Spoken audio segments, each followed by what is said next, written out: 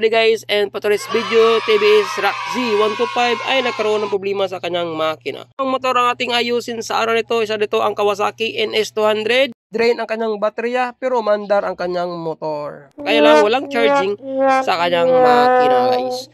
Pero ang pinaka-importante po at kailangan i-priority is yung TVS ROC Z guys na 125. Kasi ito po ay talagang gagamitin na ni Bossing.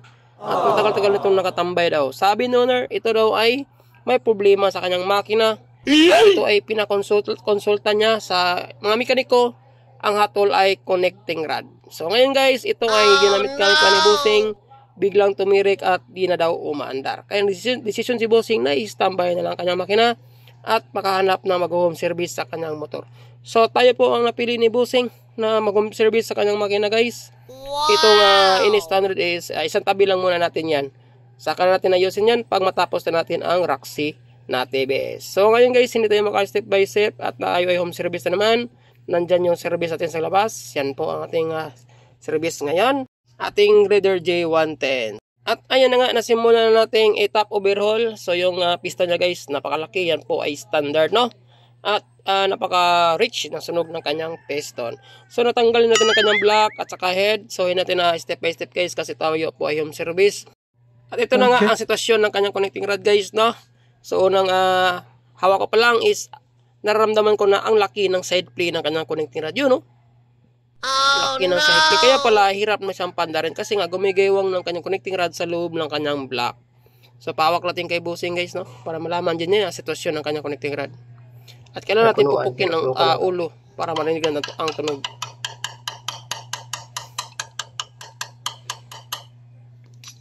So confirm na confirm guys, na connecting na talaga ang issue ng kanyang motor kung bakit ayaw na siyang umandar. So since nalaman na natin na connecting rod guys, kailangan natin ibaba ang kanyang makina. Itong TVS ROC Z na 125 guys ay limited edition ng motor, no? May ilan na lang ito na tumatakbo sa panahon ngayon natin. So ngayon guys, kaya hirap tayo makahanap ng pisa sa bayan. Kaya lang try natin makahanap kung meron. Kung wala talaga guys, mapipilitan tayo mag-order sa online, no? So kailangan natin ibaba ang kanyang makina guys para ma-check na rin natin ang sitwasyon ng kanyang connecting rod. Since na-confirm na ni Bossing na totoo talaga ang kanyang hinala na connecting rod talaga problema ng kanyang makina. Tulong na rin ng ibang mga mekaniko na pinakonsulta at pinadiagnose ang tunog ng kanyang makina guys nung ito pa ay umaandar ang kanyang motor. So ito na nga, sa clutch na tayo. Ito ang sitwasyon ng kanyang clutch guys. Ito po ay makapareha lang halos ang setup ng Suzuki Raider 110 at saka Smash. Kung nakakita kayo ng makina ng Smash sa clutch, ito po ang hitsura ng kanyang makina guys. Magkahalintulan na po siya ang setup sa TVS na ROC Z. Pati yung sitwasyon sa loob guys, napaka Suzuki talaga. Kaya lang ito guys ay manual, no? Ito po ay manual. Naka-clutching po ito. Ito po yung design niya. Kaya lang yung setup ng kanyang clutch is para siyang semi-matic. Pero kaya lang, manual lang po ang design ng kanyang motor. So, ibig sabihin guys, ito po ay clutching. Design talaga na clutching siya. So, yung hindi pa nakabaklas nito, ang plano mo DIY, ang rotation po ng kanyang nut. Sa kanyang primary clutch guys ay clockwise po ang kanyang pagluwag. Tama po na rin nyo, hindi po siya counterclockwise. Clockwise po siya. Kapag mahirap tanggalin kapag counterclockwise, clockwise po ang rotation paluwag ng kanyang nut. Yun lang po ang gusto kong explain sa inyo guys. Kasi natin maka-step by step ang pagbaklas kasi walang tagahawak ng kamera sa ating content ngayon. Importante is na ibigyan ko ng idea kapag hindi siya matanggal na counterclockwise ang nut. So ang pagluwag niya po ay clockwise. At siyempre itong motor ni Bossing guys, no, ay medyo may edad na daw. At never pa itong nabuksan ang kanyang makina. So ibig sabihin, first time pa po tayo ang nakabaklas ng kanyang makina. Kaya na-surprise ako guys, no, ng loob ng kanyang makina is halos magkapareha lang sa Raider J110 at saka Suzuki Smash na 115. Kaya yung direction ng kanyang nut sa kanyang crankshaft sa ating primary is baliktad. Imbis na counterclockwise yung paluwag, naging clockwise ang pagluwag ng kanyang nut guys. Yun po ang dapat yung bantayan guys kapag mag-experience kayo ng ganyang senaryo. Guys, kailangan natin ibaba ang kanyang makina para makita na natin ang kanyang buong crankshaft. At syempre mapacheck na rin natin kay Bossing. So ito na, nababa na natin siya. Tanggalin na natin yung mga bolts sa dalawang crankcase para mapaghiwalay na natin siya. Tapos ma-check na rin natin ang kanyang crankshaft. Since si Bossing ay wala pa at nandun pa sa kanyang trabaho. Tamang-tama ang oras na mabaklas natin At siyempre, mapahawakan natin kay Busing ang kanyang crankshaft mismo. Tayo makapag step by step sa pagbaklas ng kanyang makina guys, kasi nalimutan natin magdala ng camera holder. At the same time, walang tagahawak ng camera kasi si Busing is nasa trabaho pa. So ito na nga guys, napagawilan na natin ang dalawang cranky shell. At lamang tama, dumating si Busing. Meron na tayong tagahawak ng ating tagabunot ng ating crankshaft. So swerte tayo kasi umabot nga si Busing sa ng oras sa pagbaklas na nating makina. So yun, nahirapan si Busing yan kasi napakatigas pa ng crankshaft bunutin kasi first time pang itong na-overhaul. So yun, nabunot na natin. So ito na yung moment of truth. So kailangan natin siyang patunugin guys kay Busing, no?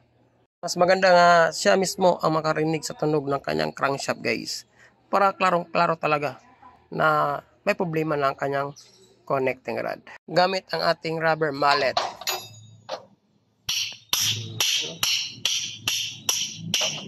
Oh no!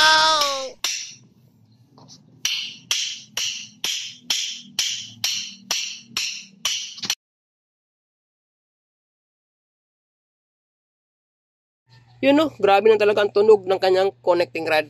At malaki na rin ang side plate ng kanyang connecting rod guys. Oh.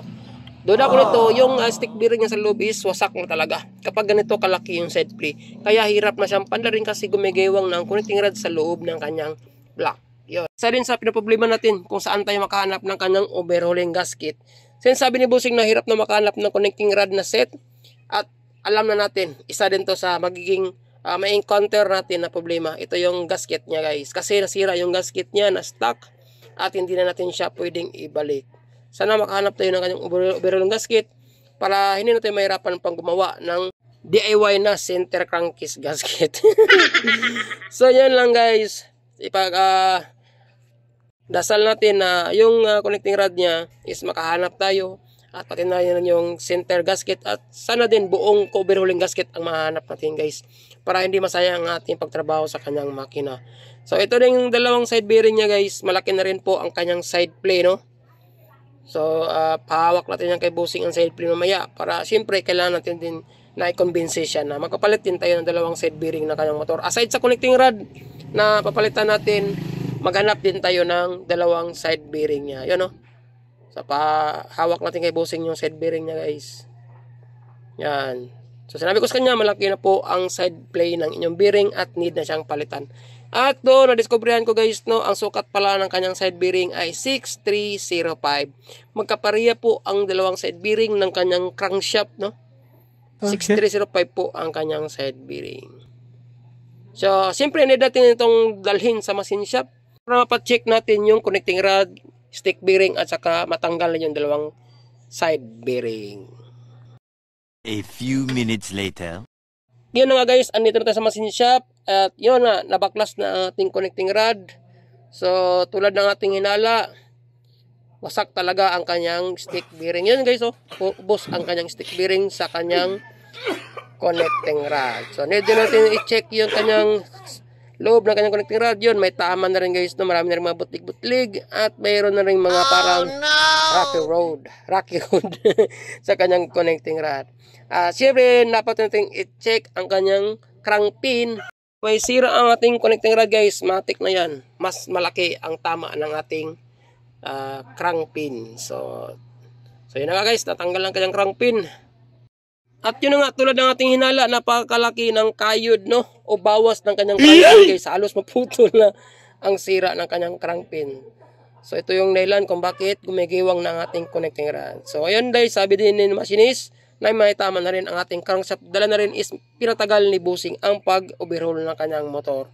Ngayon guys, punta tayo sa bayan at mag-ikot-ikot tayo kung mayroon natin makita. Wala. Kung wala man, kailangan natin i-inform si Busing guys para maka-order tayo sa online. Abang-abang na lang sa ating part 2 ng ating video guys kung saan i-assemble natin kung sakali makahanap kayo ng pisa. Maraming salamat at syempre, see you sa akin next video. Ride safe. God bless. Ayos.